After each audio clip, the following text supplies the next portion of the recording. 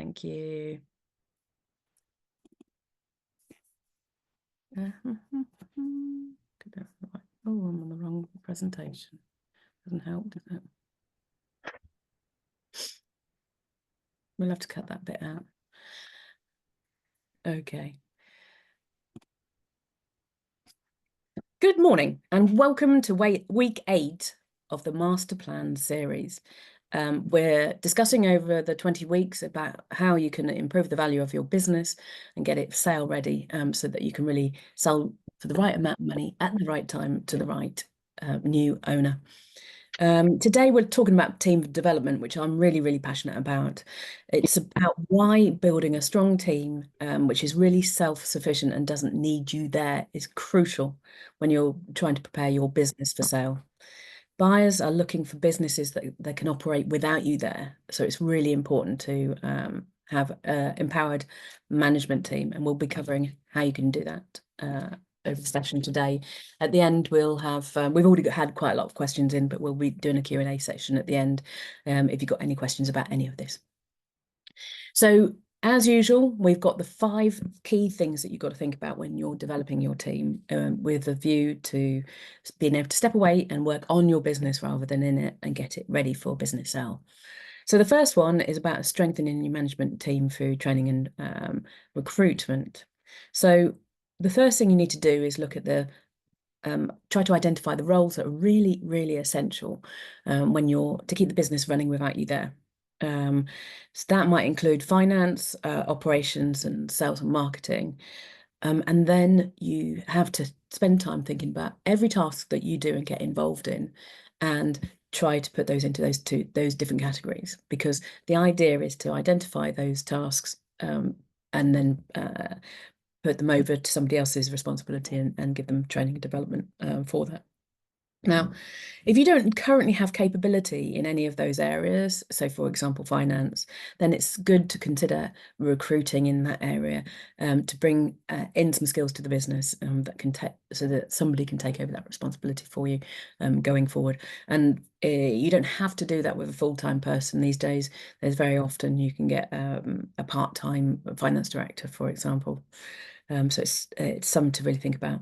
I love to use examples, as you all know. So I work with a manufacturing company in Sheffield, and the owner was off sick for a little while, and the company really struggled without him there because they weren't equipped to handle one of the things that he didn't really think that he spent a lot of time with, but he did, which was handling client negotiations.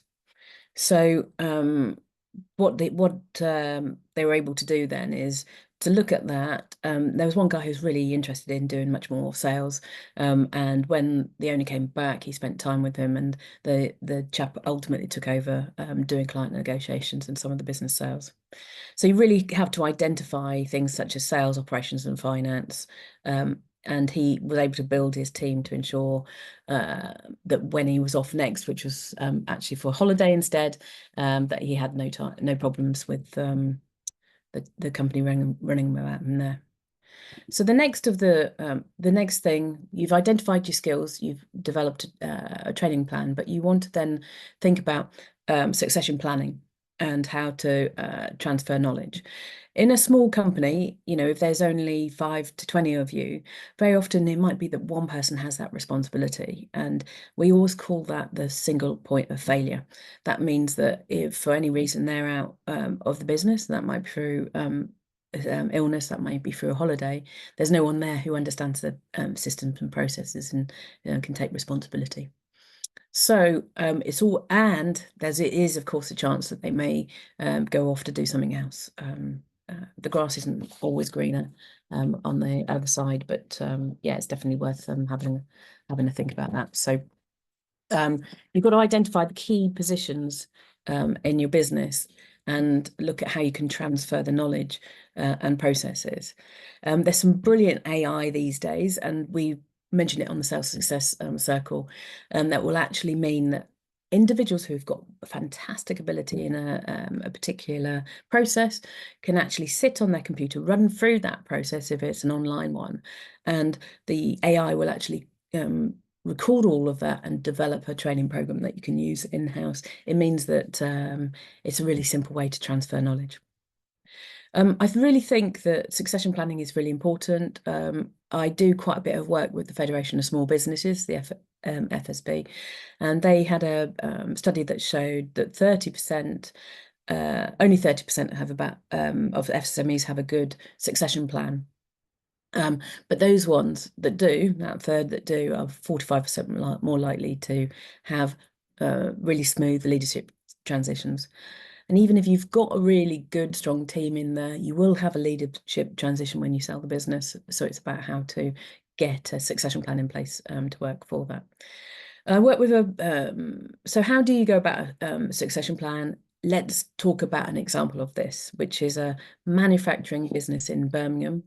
They had 75 employees, and because they'd been so successful for so long, it wasn't just the owner of the business, but it's some of the people in the really key roles who'd been working together for 40 years that were all about to retire at the same time. So they panicked a little bit and they thought, let's put in place a comprehensive succession planning strategy. So the first thing they did was they did and this is what I recommend, is to do a skills audit across the organisation. They actually looked at potential successors for key roles. Then they put in place a shadowing program. So those potential successors spent a day a week with the person that they were potentially taking those responsibilities from. And then they spent time, they did it by hand, they didn't use the AI, to create detailed process documents and video tutorials for these key operational procedures. So finally, once all the hard work was done, they did a mentoring program to make sure that those experienced employees were passing on to other staff members as well. That really meant that when the big boss sold his business, a lot of his colleagues decided to leave around the same time, within about a year, and the business went on to work really successfully because they'd spent the time beforehand doing it.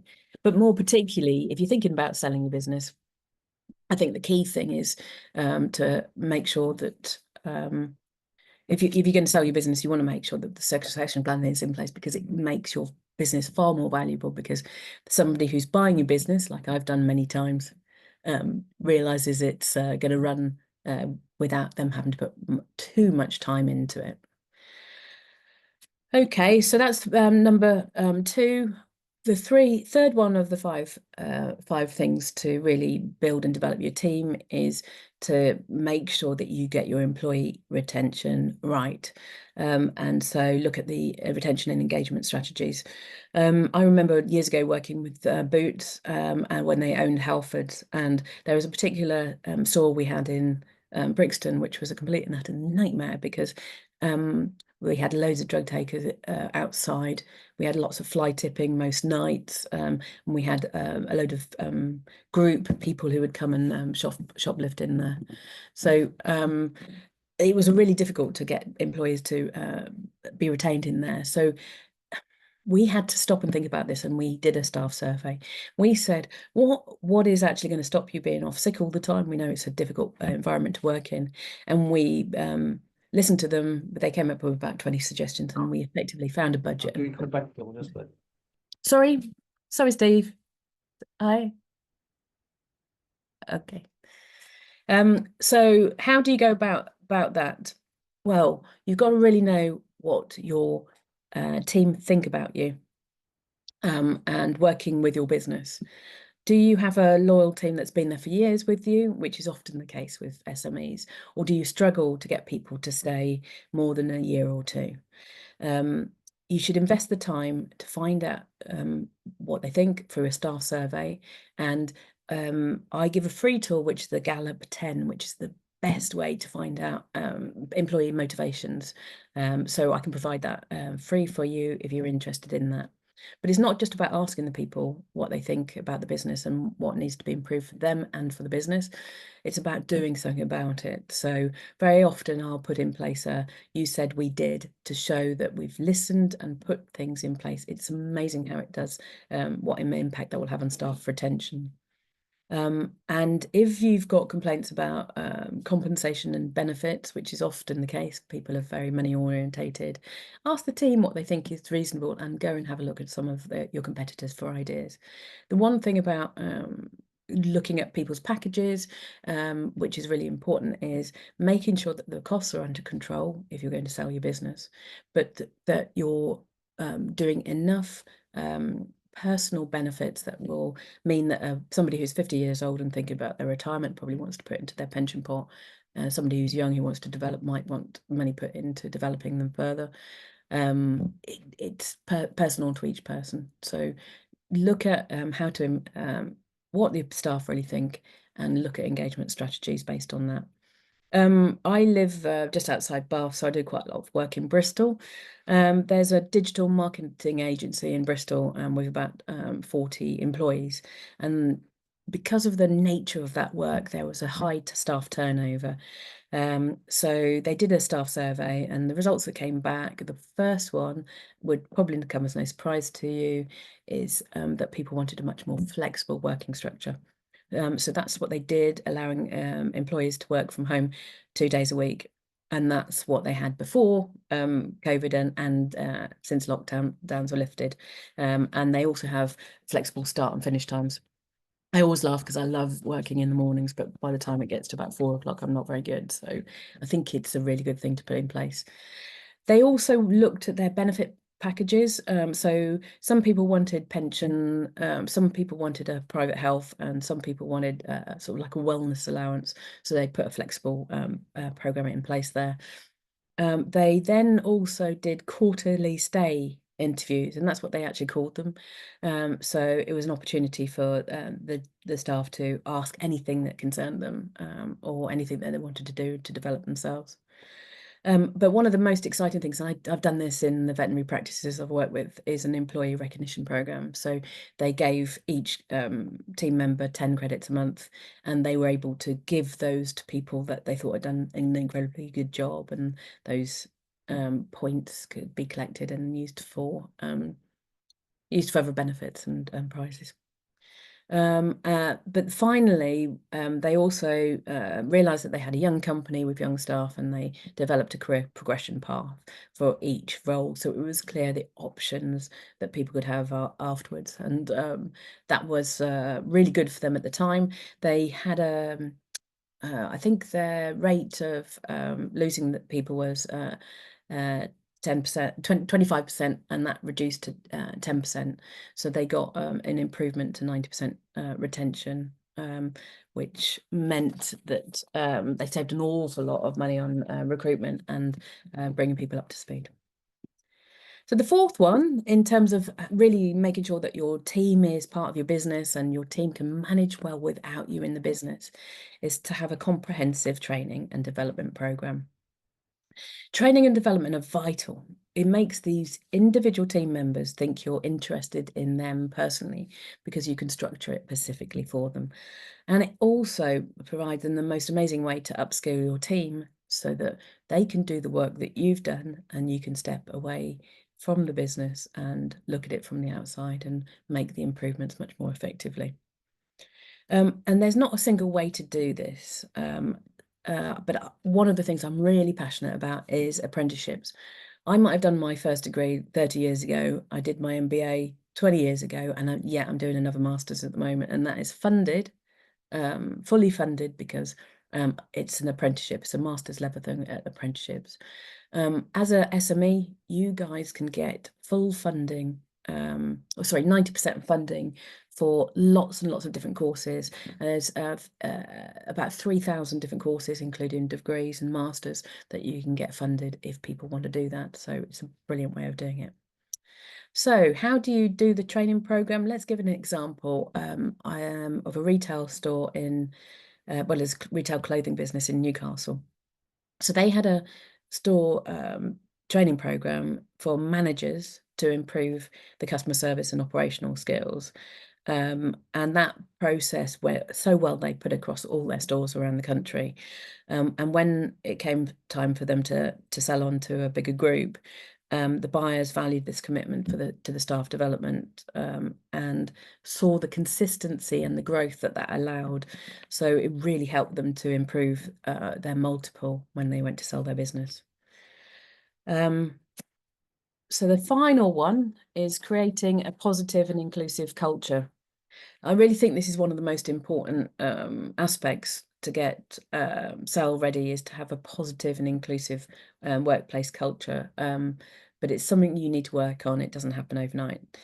Buyers really want to look for businesses that foster a healthy environment where employees feel really valued, respected, and engaged, because it really reduces their risk when they buy the business. If people are happy in their work, they'll deliver much more, and it removes the risk of them leaving when the business changes hands. So a strong culture doesn't just reduce your staff turnover, but it also makes your business much more attractive to potential buyers, if it's seen as stable and sustainable. The way you can go about building, or indeed improving your culture in the business, is by setting clear values. And that's an exercise I did in a workshop yesterday with a company. It really is a way to bring your team together when they have a set of shared values, and it really emphasizes diversity and respect and teamwork. Then you want to look at open communication, so that everyone feels that their voice is heard. And that might be having a monthly town hall where people get to say things. It's as easy as doing a stand-up every Monday morning and rotating who talks about the business and something good that has been achieved in that time. But you also want to think about possibly looking at mentorship or wellness programs, showing that you've invested in your team. And it really depends what you get back from your self-survey.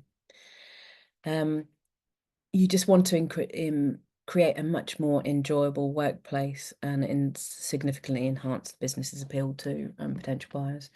That might be through putting a pool table in the restaurant. That might be as simple as giving people a half day on a Friday once a month, or when they've achieved something well. So it's definitely something to think about. Putting that in place in Leeds, this was an accounting firm. So obviously accounting firms aren't known as necessarily being the most fun place to work.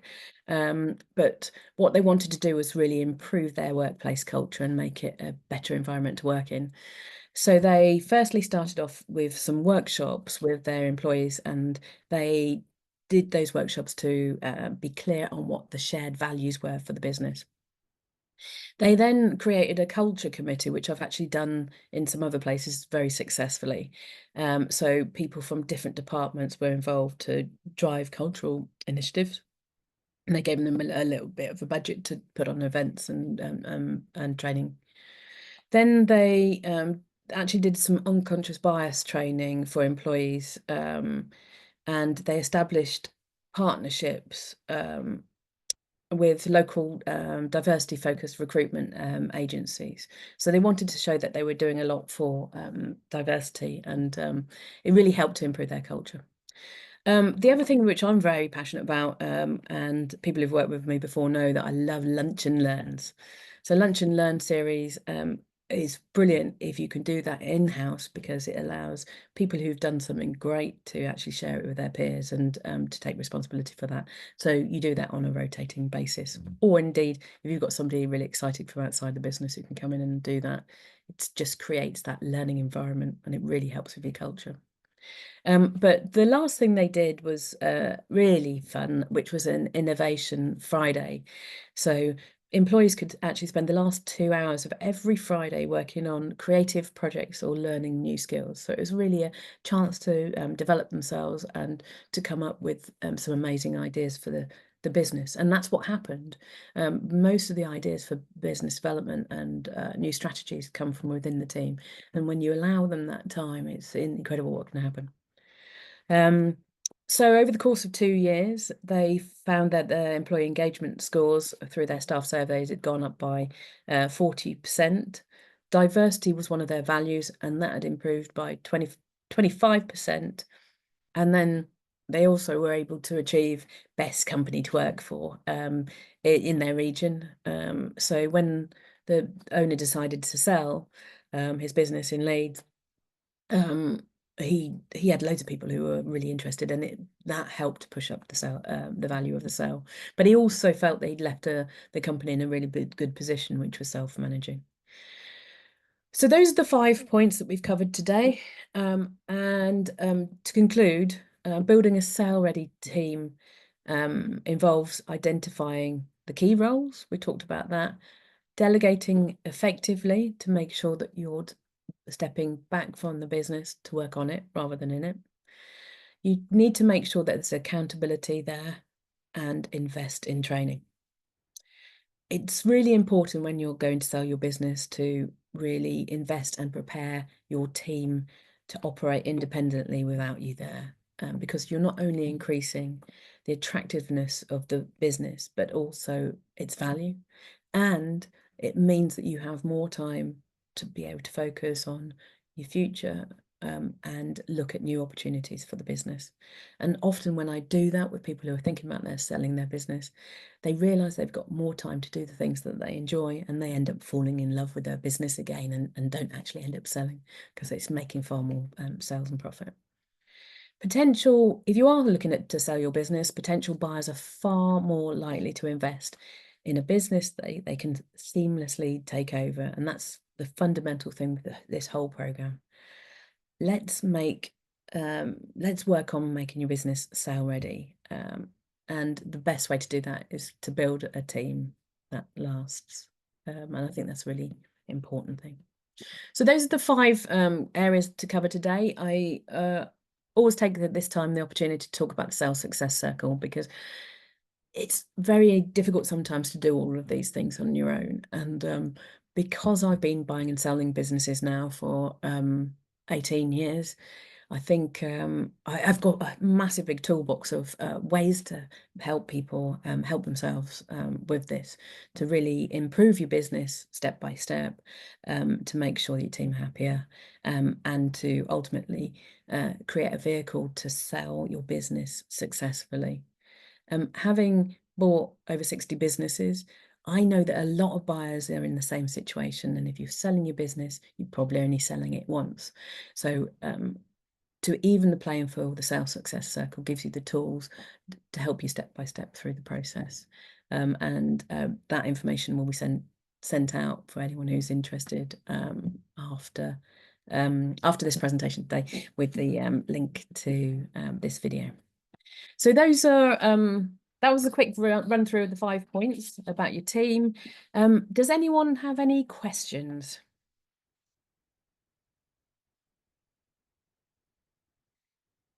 Okay. I mean, the guys who are online, if you don't have any questions, I do have a couple that have come through in the run up to this week. So I'll start with, if you have anything, just please don't interrupt. But in the meantime, the first question I had was really important, is to how to keep your team committed during the transition period leading up to your sale. Now, that's a really interesting question, because as far as I'm concerned, people get demotivated as soon as they find out that the business they're working in is up for sale, because they worry about the future when they probably don't need to. So you have to be really clear on which of your key team members are coming along on the journey with you earlier than the sale, and have a program in place to make sure that everyone who does find out has a presentation and understands, and that has got an opportunity to ask questions. But for those people who do know, how do you keep them motivated through the sales process? I think the important thing is to communicate the vision for your sale, explain why you're selling, or how it secures the future of the business, and how it can be really good for opportunities for the future for them. I work with a bakery owner, and they showed they were able to tell their team that actually they couldn't afford to put in loads more ovens and specialist ovens for all the fancy baked goods that they wanted to create. And so it really helped with the sales transition, because they moved to a new owner, and they got all the facilities that they wanted. You also, one of the things I love doing is offering a retention incentive, and often you can get your buyer to go in with this. So it means that 3 months after the sale, if they've achieved all the things that they need to do to support that transition, they get a bonus. It works really effectively. The other thing is having really, this is for your management team during that transition, is to have really clear objectives in terms of what their role is in the transition and what they need to achieve. And then finally, as we mentioned today on the fifth point, the culture is really important. And the best way to do that is to be completely transparent with any uncertainty. I'm working with a couple of architectural companies at the moment, and one of them was successfully sold a couple of months ago, and they held regular town halls, firstly on their own and then with the buyer, to make sure that the questions and concerns about the sale were answered as they arose. So that was the first question. I've got another question, unless anyone has got anything else. And this is a really important one when it comes to finding the right buyer. So the question was, what specific skills or qualities do buyers value in a team, and how can I develop them in my current staff? Okay, well, most buyers I know, because I'm in a network of a couple of hundred buyers, look for things like a really strong leadership team. They don't want to have to spend a lot of time on the business, and they'd rather pick up a business that manages itself. So that's one of the things I would say. And that covers things like finances, making sure that your processes are in place, and that you've got your technical expertise. They'll really value that.